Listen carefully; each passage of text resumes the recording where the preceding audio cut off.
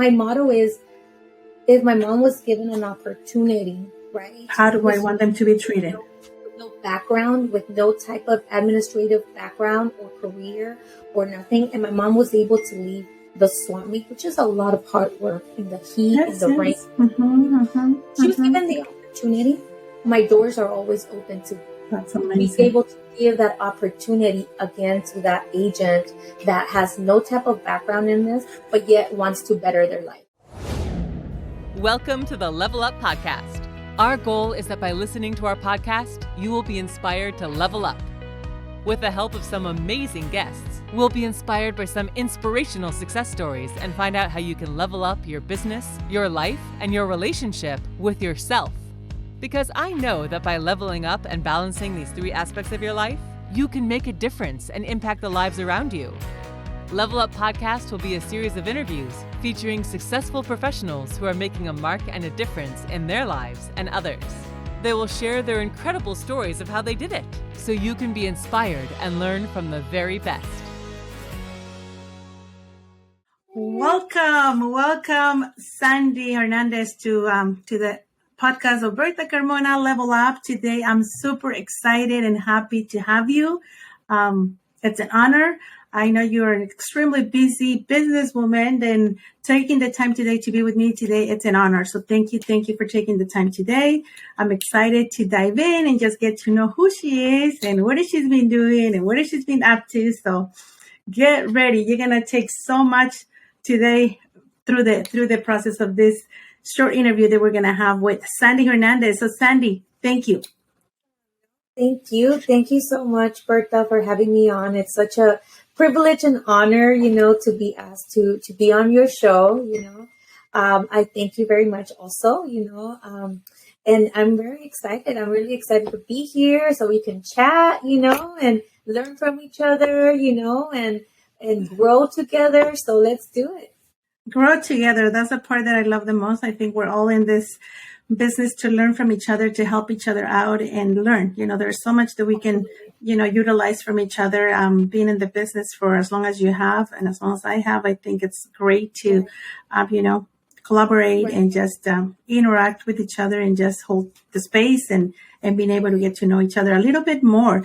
But for our audience, would you please tell us, where is Sandy from, where she was born, where she was living now, or what is she at right now? I know that I was reading some of your bio and I was so impressed, but I'm going to let you give us a little bit of Sandy. Thank you, Bertha. Okay, so let's see. I'm going to tell you everything. I will not disclose my social security number. We will be totally fine without knowing your social. Don't worry. Well, my full name is, full disclosure, my full real name is Sandy. Not like a lot of people think it's Sandra, but no, it's Sandy Angie Hernandez, right? I'm from Los Angeles. I was born in Los Angeles, but obviously, my family is all from Mexico, right? From Jalisco. So my first generation here in this country, right? Okay. And being first generation here in this country, there's a lot of load comes with it. First generation here, it's really difficult because, all of our family, like our family lines and everything, they kind of put a lot of weight on the first gen kids, right? So, but it's been great. My office is here in Bloomington, California. We've been here since 2005. So what is that? Like 17 years? 17 years. God, 17 amazing. years, God has blessed us with this office, to be able to be here. We survived, the market crash, the first market crash in 07, 08, that by the grace of God, we're still here. I don't even know how, but You made it. We made it, Yes. Definitely humbling experience. And it really, that time really shaped myself as a business person and really shaped me onto the way I do business today, because it really definitely opened your eyes and humbled me at a very young age, right? To be here. And it's been, it's been fun, but it definitely has not been easy. You know, it's definitely been a school of trial and error. Right. And what I like to tell people all the time out there is find mentors, because at that time, you know, you're so young sometimes that you start in this business and everything seems like I know it all type thing, you know? And a lot of times because of that, we fall on our faces a lot. So Yes. had I had the tools that I have now, then maybe it would have been a little different. But because of the unknown and things like that Right. nature, you know, we had to go through that. But I will tell you one thing. I never really wanted to do real estate first. I was going to ask you, how did you get into it? Because again, you've been in the business for No. long now, but how did you get into it? I was reading something, but please share with us. How do you got exposed to real estate and how do you ended up in real estate? So it's a funny story. I was going to Cal State San Bernardino to get my bachelor's degree, right? My mom had always mentioned bienes y raíces, right? My mom, since I was 5 years old, I remember selling in the swap meet. Okay. Okay. So Okay. we sold in the swap meets since I was 5, and I remember hating weekends, because for most kids, weekends you sleep in late, and for me, weekends it was like Get it up earlier. get up earlier, but I had swap meet and I hated it. But anyway, my mom would always say, you know, si hubiera bienes y raíces en español, I would love to do that. But I never knew what it was. I would just kind of hear it. Yeah. But one time I was driving home from school and I saw a sign that said, bienes y raíces en español, damos clases.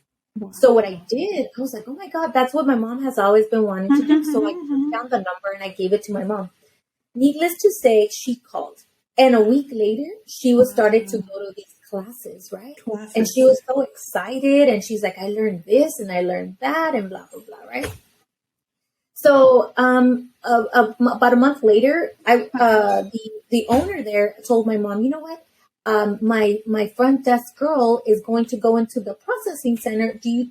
Processing department, do you think that your daughter would want to just kind of come in and work a few hours or whatever? So my mom asked me and I said, well, if it's a few hours, yes, because, you know, I'm going to school. Yeah. Still in school. Yes. Yes. So anyway, I go in there not knowing what real estate was. I did not know a thing. So they kind of started teaching me and I started kind of getting the hang of it. You know, I'm like, okay, this is cool. Anyway, a few months later, I'm in the processing department. So that's how I started. I started doing loan. I was going to ask you, I saw that on your bio and I'm like, interesting. So she started on the lending side and then transition into the real estate. Yes. And so I met my first partner, right? We opened up an office together, right? In Grand Terrace. So I didn't start here in Bloomington. Actually, we opened up our first office in Grand Terrace, right? Okay. A lot of he started recruiting agents, and all the agents would kind of call me for everything. Anyway, right. We were there 1 year waiting for this current office to open because this was a new building, right? Got it. So the year came, and we got the keys. We signed the lease. We got the keys and everything. In a few days, and remember, I wasn't the owner. I was my partner's right hand only, right? Oh, okay. So we were helping. Yeah, I was just helping him. I would do everything for him and everything, right? So a few days later, guess what he tells me? He says, Sandy, he didn't even show up. He never showed up here, ever. Wow. He basically just called me and said, I can't do this anymore. I don't want that. The business is yours type thing. Wow. What? I am maybe like 23 years old at that time when this happened. And I'm like, oh my God, what do we do? We have loans in the pipeline. Right. My mom is one of the agents that works there. Like, do I just close and leave all these people hanging? Or do we just figure it out? So that was a turning point. Tell me, what was that like? Because I can only imagine being 23, again, being in the business now for a while, but not knowing that now it's all on you. Yeah. So now I'm like, okay, so how do I figure things out? And so that's where that's where it kind of started. Well, first of all, I had to find a broker. Okay, I had to find a broker that would basically sponsor me. Yeah, To hang your have license an, with. now I had an office and everything, but I had no broker. So I was like, okay, so how does that happen? So I started kind of like just kind of learning things on my own because I never really had an in-house broker. He just basically sponsored his license. So I really didn't know how to do anything, but I did know that the agents really relied on me. And these people were all people like my mother that were looking for a career change. They were older Latinos that didn't speak English, so they would rely on me to translate everything and kind of do. So it was a big load at that time. Yes, responsibility, feeling.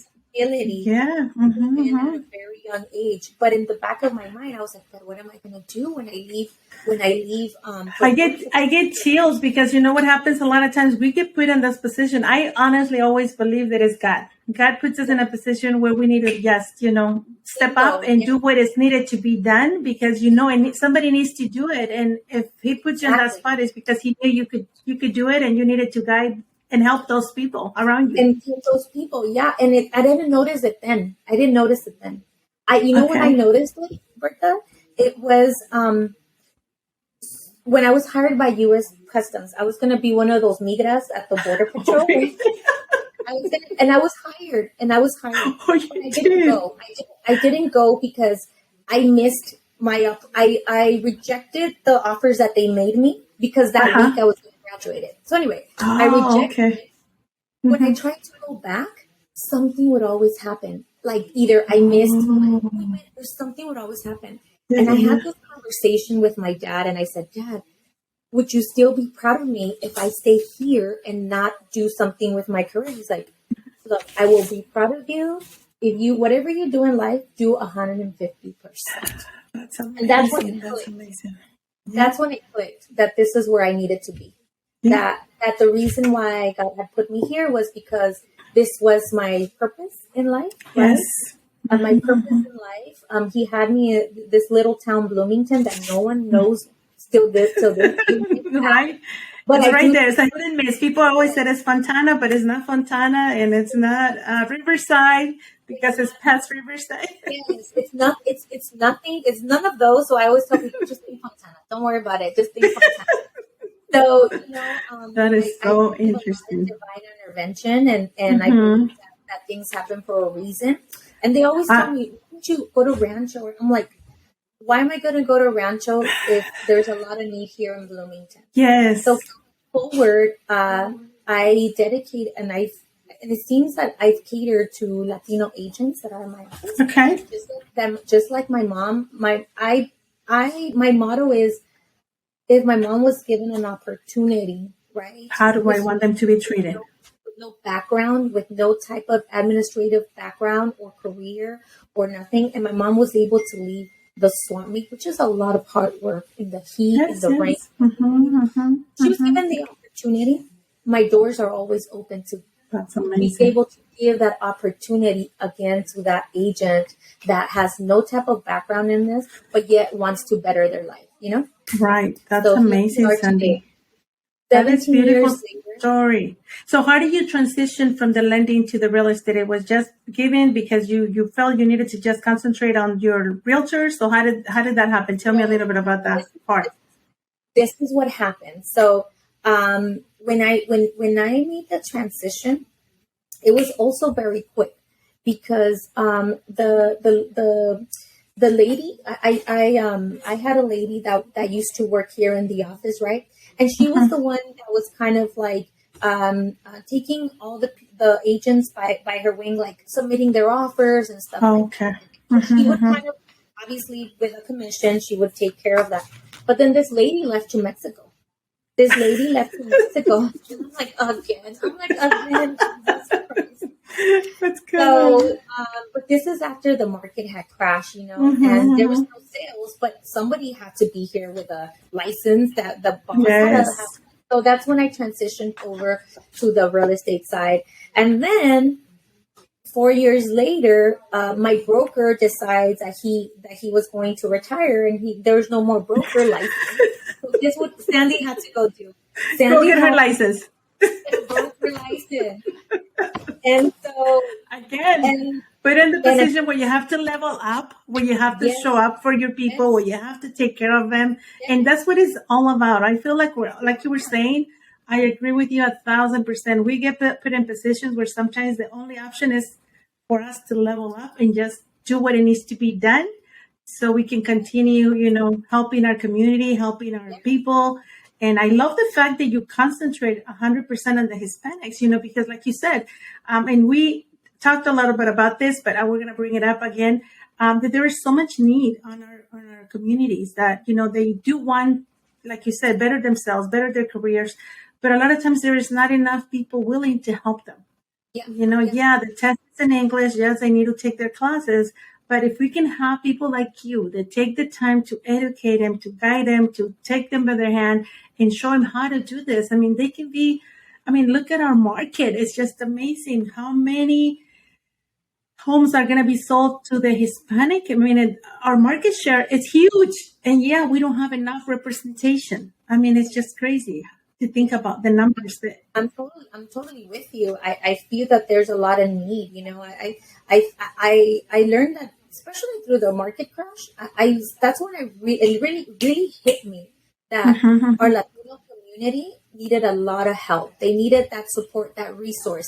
We still, up until it's 2022, and we still lack that resource. Oh, absolutely. Absolutely. And that's what I wanted to ask you. What were the resources that you felt that you had when you started on your career? Even though you said there was all these changes going on, but I'm sure there was a place or there was somewhere where you felt that you needed to, or you felt that you can go to and get answers or find their answers for your clients or for your agents. Was it that you have access to a lot of resources? You had to become resourceful. What was it like? Yes, that was it. I had to become resourceful because I didn't really know where to go.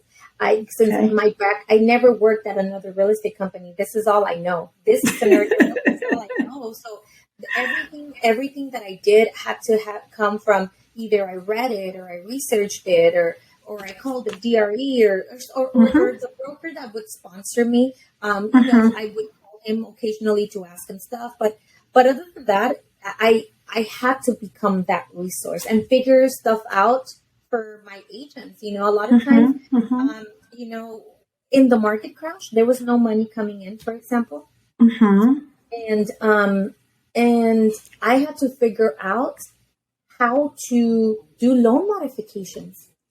How did you do, because we needed something to survive. How to do short sales. And by me learning it, I can teach it to my people so that they can survive too. So it's been that type of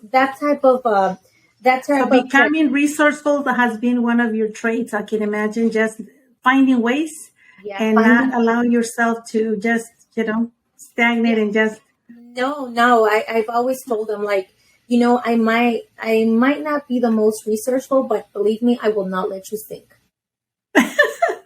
Well, go find the answer. Together. Yeah. And if I don't know the answers, I will point you to where the answers are at. What the answer could be. Don't have the answers, and it's okay not to have the answers, it's okay. It's okay to tell people. And I think it goes hand by hand, because a lot of times some people tend to, believe that they have all the answers, but they don't. And, like in my industry, the lending side, I always tell my agents, like you said, I might not know the answer, but I know where I can go find the answers, whether the guidelines, whether the underwriting managers, I'll go wherever I need to go to, but we'll find the answer or we'll find a solution if there is one. And there's always has to be, I believe, that type of attitude of wanting to help first and then finding ways to help them by looking for the solution. So that's amazing. And definitely during the market crash, I think all of us had to become very resourceful and just find ways, because I was there. So I know exactly what you're talking about. Yeah. So tell me, what keeps you motivated to keep going? Wow. When we have those days, like I had one this morning, I was rushing and trying to get, I'm like, what am I going to, I need to be on time. But I know we all have those days. So what Sandy does to keep herself going when you have those days? What keeps you motivated to keep going? Yes. You know what? It's very difficult. What we do, what you and I do, requires self-motivating and self-pumping up, and you've got this, you can do it. But there's days that not even that works. There's days that not even that works, right? So what really keeps me on my toes, Bertha, is that for me, number one, I am a first generation here, right? So that for me, I'm like, no, like there's no room to snooze. My parents didn't come to this country, right? Right. To reminding yourself then that, they came here. Now the least I can do is get up and go and do what I need to get done. Yes. Because why? Because I need to be the person that leaves a legacy or builds wealth for her family. That's a lot of stuff that, us as Latinos, we don't get taught to do, and so I want to be, I don't want to, I'm going to be, and I need to be that person that leaves something for our family, leaves a mark, in this country or whatever. So that keeps me always like kind of thinking, I want to provide my family a lifestyle or a life that they never even dream of having, or even myself, I always tell myself, like, my mom will never go back to the swap meet, or still at the swap meet, like I remind myself of all this. And obviously my team keeps me on my toes, like every day. Amazing. That I want to show up. I'm like, there's people they're counting on me. Yes. They're counting on you being there. So accountability again brings us back to what we need to do. Yeah, the accountability, and it's crazy how sometimes people don't know how much they do for you. Like my team probably feels that I'm the team leader and that I do for them, but they do as much for me as I do to them, because by them showing up here, it keeps me accountable and it keeps me wanting to move forward. Absolutely. And I think as a leader, you have to have that. Otherwise, how can you leave somebody to do something if you're not doing it yourself? Yeah, I believe that the best leader is that one that shows by example and guides by being there, showing up, going through the motions, going through those days, and still show up for them and for their team. Yeah, definitely. This way, it's from the door this way, the tears are gone, the anger's gone. In here, and nothing happens. It sounds so. I had a mentor, and I'm going to share this with you. He used to call Disneyland. He said the minute you walk through the door is Disneyland. It's a Mickey Mouse is never upset. He's never mad. He's never unhappy. You always see him with a smile on his face. So the minute you walk through the door is Disneyland. We act like there's nothing going on with us. Nothing going on. There's nothing, no drama, no problems, no nothing. Although our business is a roller coaster. Absolutely. But again, call makes you smile, the next call makes you very angry, But nonetheless, you have to forget about it and put a big smile in your face. Right. Mickey Mouse is smiling all the time. Have you ever seen a picture of Mickey Mouse not smiling? So he used to remind me that all the time. So let me ask you, Sandy. Yes, it's beautiful. Let me ask you, do you have and I know most people do, but I wanted to ask you, do you have that morning routine, that set schedule that you do every day that gets you, again, ready for the day? Do you have anything like that you like to share with us? Oh, yeah. Tell me. 100%. I work out. I wake up at 5 o'clock. Well, 4:45 in the morning. Beautiful. Okay. I have a fitness coach, right? Oh, and I do okay. For accountability, because if I didn't have a coach, I will not show up. Right. Going back to the accountability, yes. Oh, yeah, 100%. So I have a coach. She waits for me. She's great. She texts me or calls me like, "Are you coming? Where are you at?" And I'm like, and as I'm driving to the gym, I always question my life decisions. Oh, why are you doing this, Sandy? Do you really need to go through this? But nonetheless, when I'm done, I feel accomplished, right? Oh my God. Yeah. I do that. And as I'm driving to the gym, I'm Christian. I consider myself Christian. And I listen to the word as I'm going to the gym, to wake me up. I listen to the word because, my relationship with God is very important. So important. Without God, Absolutely. we're nothing. We're nothing. So, absolutely. we're doing that, and then I work out. I come back home. I read. I affirm. I have affirmations. Affirmations? Oh my God, that's awesome. I Okay. believe in affirmations 1,000%, and I think Me that too.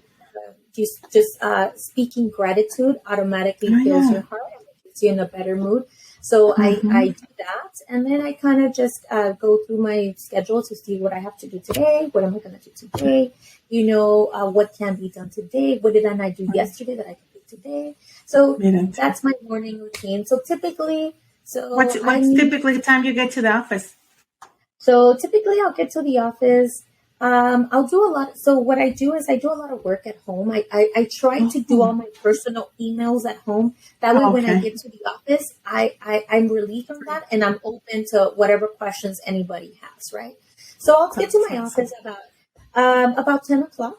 Right? I'll get to my office Okay. at 10, but I'm working from like 8 o'clock to like 9:30 at my house, right? So that I can kind of get the day started, get ahead on my personal stuff, because it's hard to be a Mm-hmm. producing broker. I'm still a producing broker that I still rely on my personal production and things of that nature. So, That's awesome. but when I'm here, I like to dedicate my time and energy to my To team. your team.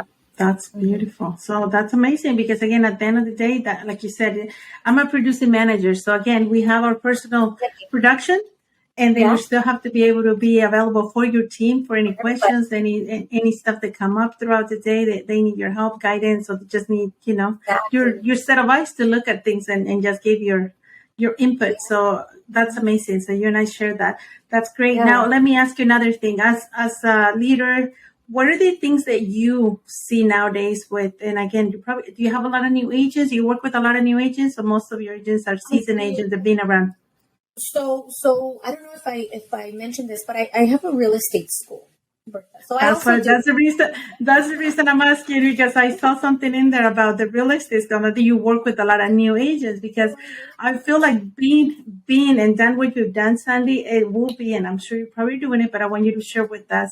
Amazing to be able to share with those new agents, and help them maybe, avoid some of the mistakes we made, coming in, not knowing or not having the guidance, and Yeah. allowing them to again get a step ahead and just do the right things since the beginning, so they don't have to go through the Oh errors yeah, and trials that absolutely. we did. So The tell me a little trials about and your school, and tell me a little bit about how do you work with those new agents. okay, beautiful. Yeah, so I have a school. I help them get licensed, right? Okay. So and then once they get licensed, we transition them over. I mean, not everybody, but whoever wants to stay with my brokerage is more than welcome to get merged into my brokerage, right? We sponsor Okay. them, and one thing with the new agents that I always tell them, like the first things first. First things, we need to work on mindset.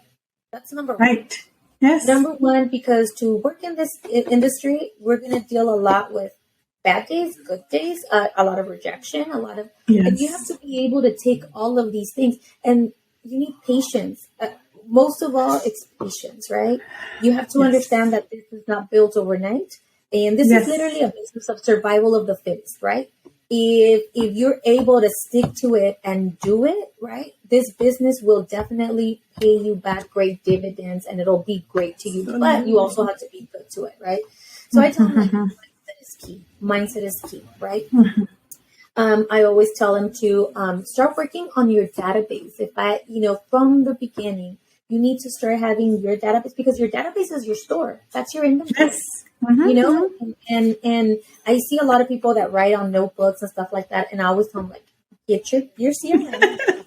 What happens to that notebook if it gets lost in the car? You Yes, drop it somewhere and it's all gone, right? So get it exactly. somewhere where you have access to all the time. All the time, your CRM, because let's just say 20 years from now, you want to retire. That CRM it's your business, right? It So you need is. to take care of it to the T. And then lastly, I tell them, look, a lot of people come into our industry with false thinking. They think that this business they just come into it for the wrong reasons too, because they think Mhm. that I'm going to come and I'm basically like a money tree is going to grow, Yes. and then all the Money is money. going to come so quickly. I'm just going to show up and it's going to be there, right? Yes, no, absolutely not. I tell them, if you have that mentality, then business is not for you. Not I'm for going to tell you. you why. That's, I'm going to tell you why. Because if you treat every transaction for just the money, you will mhm. never have a real relationship with clients. And what keeps their Absolutely. business alive is relationships, right? Oh So, my God. you know, always You're, have the mentality of a servant. You need to mhm. be a servant leader. Once you become a servant leader, like everything just falls on you, like like the cherry on Things will top. come in. Absolutely. So if you So have I that, got three things. I had three things. You said mindset and you Mhm. said CRM. And then the last one is be of service. Always think of doing this business because you love to service our community, our clients, Exactly, educate them, and not for the exactly. money. It's not a quick getting rich No, quick it's type not of a rich business. scheme. No, no, it's not. Absolutely. It is not. And that's I think a very, very good three tips that we can give. And it goes for lending too, because at the end, lending and real estate, I feel like they're just the same. We're just doing the loans. You guys are getting the house. I Yeah, make a joke that I'll get you the money, they'll get you the house. But yeah, it yeah, is true, because at the end of the day, we're here to serve our clients. And if they experience a good service, you'll get referral business. And that's kind of what I always go back to. I said, treat somebody like you said it earlier. And I love the way you put it. It's like, if this was my mom, if this was my loan, how would I want to be treated? How do I want my mom to be treated? So I think having that behind every time you're meeting with a new client, every time you're meeting, and same with the agents as you build your team, right? Because you want the agents to be treated as you would like to be treated when you started in the business. exactly. All of service, and I repeat it a lot to them. Like that way, it kind of stays Sticks, here. sticks. Yeah, customer service is key, guys. So here in my office, Uh-huh. my staff is amazing. So Beautiful, the minute amazing. you walk in from my front desk, they'll greet you with a Uh-huh. smile, and then as you keep walking, everybody is greeting you with a smile, because That's to amazing. me that is customer service. Like Yes, people will forget the people will always remember how you made them feel. Always remember how. absolutely. So they could have had like something bad happen, but if they felt good with you, they'll remember that and they'll come back to you. Yes, You know. they will. So I really emphasize on that, and I think that's what has made us probably be here for such a long time. Being a small boutique is that I emphasize that culture, That that culture. that that culture, that brotherhood type culture, that family culture, right? And as the clients walk into the door, we like to make them feel that Feel that. Have that family. experience. That having that experience that they leave and they know they got treated properly, and they were listened to, and Yeah, they were taken care of, whatever their questions were, and there is no wrong question. I always tell them the same, like, there is no wrong question. The question you might have, I might not cover it when we meet, but if you have that question, may feel free to, call me, text me, yeah, and I'll be happy to answer it, because again, at the end of the day, we want to make sure that you get all your yeah, questions answered, you feel comfortable yeah, moving forward. yeah. So what is Absolutely. one of the most important lessons you've learned over the 17-year career that you can give us today, Sandy? The most important lesson. Okay, number one, the most important lesson is be smart with your money. Stay humble with your God, money. I love those. I think that um, I think that that's one thing too that I think also as real estate agents, I think we need to have more of, like more education of, okay, now I'm Yes. making this money.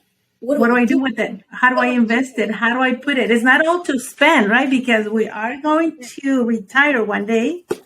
Yeah, exactly. Like, what do I do with it? How do I build generational wealth with this? Because Well, ultimately, this is my vessel there, and I think that there needs to be more of that for us okay. agents, because it's very easy to spend the money. Oh, totally. I'm with you on that. The car, the jewelry, the bags, and Oh people yeah, just think that, oh, I make 10,000 this month, I'll make 20,000 next month. So why not yeah, spend it? yeah. And you never know. We our business is very cyclical and very Yes. volatile, so we need to hmm be prepared for that. So definitely, that would be my biggest lesson learned. Learn how to treat your money properly, and learn how to invest it, and prepare for the, what do they call that? get ready for the rainy days when you prepare yourself. Yeah, get yourself a great accountant, a great Yes. bookkeeper. Don't Mickey Mouse stuff. Don't like, oh, I'm Nope. gonna go. No, no, no, no. You need to Do do it the things right right way. from the beginning. Yes, Yes. Open up a business account as a brand new agent, right? yes. Open up your corporation from the beginning. Treat your corporation as a big $1 million institution. You have to treat Yes. that. You have to treat it like that. That's amazing that you're having those talks at the beginning, because I for sure didn't have that. And I don't know about you, but I did not have anybody say those things when I got in the No. business.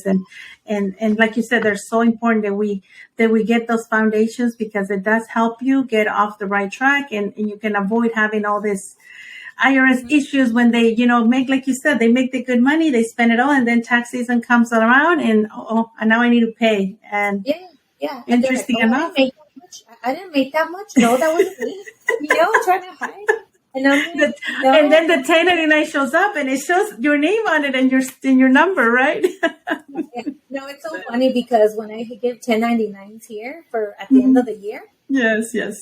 everybody's happy receiving checks, and then when their 1099 comes, they come to me. Oh, this is wrong. This is wrong. I'm like, oh no. My CPA knows what they're doing. Those are the numbers. You're good. Numbers. Let's go through it, and they're convinced it's not theirs. I'm like, yeah. I'm like, Believe me, they are. That's amazing. That's amazing that you're having those conversations. I love where we're going with this. Final thoughts, anything you wanted to add to our show today? Again, the whole thing is leveling up, and I feel like you're definitely doing it with our community. You're definitely doing it with your team. You're definitely doing in that area of Bloomington. I know that you're doing amazing. I was looking at some posts you had about the production, and I'm like, kudos to you, girl. You're doing amazing. Thank you. Your team are doing amazing. So any final thoughts you want to share with us? Well, I mean, I want to thank you again. This was amazing. Amazing time. Thank you for having me here. And no, I just want to say, that I would like more of our Latinos to come together just like we are, Yes. and put together some sort of maybe a seminar or something in training agents to Latino that speak more Spanish than English, that need Yes. stuff translated. Put maybe an organization together or something like that. I think that would be amazing. I'm getting chills because that's exactly what you and I discussed when we got on the phone the other day, and I'm excited and I'm ready, and I would love to, put something together with you. Definitely. I think it's needed, and it's time for us to level up, step up, and don't wait for anybody else. If we think that it's needed, we should just go ahead and do it. So I challenge you to let's get together soon. Let's get our minds together and see what we can come up with and put it out there. The only way we're going to be able to level up and is if we do it ourselves. Don't wait for someone else to do it. We need to be the ones to start this, and and just go out and put it out for the others. There's so much need, and you and I talked about it. So I'm definitely looking forward to putting something together with you. I know it's going to be amazing. So thank you. Where can they find you? I know I have you on Facebook, but there's any specific area that you tend to be more present? I have Instagram. Just look me up as broker Sandy Hernandez. Broker Sandy Hernandez. You can find me on Instagram or Facebook. Amazing. Sandy Hernandez also. So I will go ahead and make sure that we add your contact information on our video, so they can contact you. I know there will be a lot of people wanting to talk to you, so get ready. You'll be getting new agents coming your way after having this interview and seeing what you do for them. I admire you from the bottom of my heart. Thank you for making the time today. Looking forward of putting something together for our Hispanic community. So I know there's bigger things coming, and we just need to be ready to put ourselves out there and let, whatever comes our way to be able to help other people, and whatever comes for us to be able to share with others and just be a source of information, inspiration, and just, level up ourselves so we can do better for the ones coming behind us and for our kids, for our family, for all of our community. Love to see more of you, Sandy. So thank you again. Thank you. We'll see you soon. Thank you. Yes, we're working on bigger stuff. Absolutely. Thank you again. That time wasn't a coincidence. No, I always say Things are happening for a reason at this time. See you soon, okay? Hasta pronto. Bye-bye. Thank you for listening to the Level Up Podcast.